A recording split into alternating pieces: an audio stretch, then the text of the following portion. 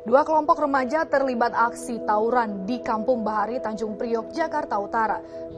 Pak pisau bermata dua, hukum tajam ke bawah, tombol ke atas, merupakan sudut pandang yang kian umum sudah sepatutnya kita patahkan. Permasalahan di Indonesia terkait pelanggaran hukum terus menunjukkan eksistensi. Sebagai contoh, tawuran yang sebagian besar aktornya merupakan remaja. Tawuran dapat dikaitkan dengan ketidakadilan hukum di Indonesia melalui beberapa faktor. Yang pertama, ketidakadilan hukum dapat menciptakan lingkungan yang dapat memicu terjadinya konflik dan kekerasan di kalangan remaja.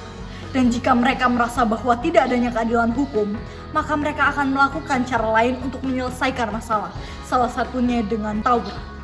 Padahal, sejatinya, tawuran sudah tercantum peraturannya pada pasal 170 KUHP dan pelaku juga dapat dicerat dengan pasal 358 KUHP. Dampak yang dapat ditimbulkan dari terjadinya tawuran adalah pelaku dapat mengalami cedera fisik, trauma, hingga kematian. Dan tak hanya itu, berbagai pihak juga dapat merasakan dampaknya, yaitu salah satunya adalah masyarakat yang ada di sekitar lingkungan tawuran. Untuk itulah, kita tidak dapat membiarkan hal ini terjadi secara terus-menerus. Melalui inovasi yang saya hadirkan, yakni program Ratagi, Remaja Adil Taat Aturan Hukum, dengan edukasi menarik di dalamnya. Program ini bertujuan untuk meningkatkan kesadaran hukum dan memastikan hukum yang adil.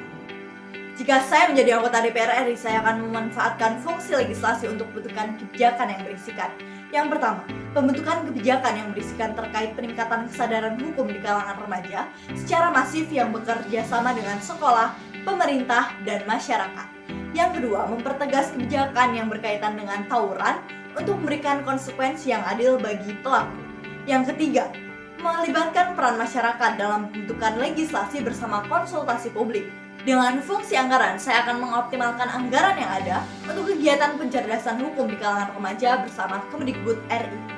Yang kedua, saya akan mengalokasikan anggaran yang ada untuk bekerja sama bersama Kominfo dengan mensosialisasikan secara digital kegiatan Ratageh di kalangan remaja dan masyarakat agar masyarakat dan remaja cermat dan taat hukum.